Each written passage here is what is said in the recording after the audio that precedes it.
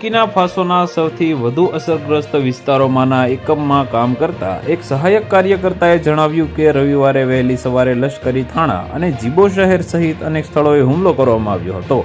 એક વિદ્યાર્થીનીએ કહ્યું કે આ હુમલામાં તેના પિતાનું પણ મૃત્યુ થયું છે. સુરક્ષાના કારણોસર તેમને નામ ન આપવાની શરતે મીડિયાને જાણકારી આપી હતી.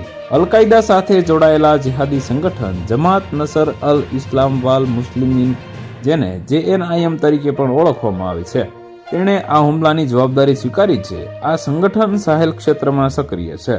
બુર્કિના ફાસો હવે લશ્કરી જુન્ટા દ્વારા સંચાલિત છે. દેશની વસ્તી 23 મિલિયન છે. આ દેશ આફ્રિકાના સાહેલ ક્ષેત્રમાં આવેલો છે, જે આતંકવાદ અને હિંસાથી સૌથી વધુ પ્રભાવિત છે. 2022માં હિંસાને કારણે 2 બળવા પણ થયા હતા, જેના કારણે બુર્કિના ફાસોનો લગભગ અડધો ભાગ સરકારી નિયંત્રણની બહાર છે. સુરક્ષા દળો પર ન્યાયિક હત્યાઓનો પણ આરોપ મૂકવામાં આવ્યો છે. તો વધુ માહિતી મેળવવા માટે ચેનલ સાથે જોડાયેલા રહો. વિડીયો પસંદ આવે તો લાઈક કરી દેજો. ચેનલમાં નવા છો તો સબસ્ક્રાઇબ કરી દેજો.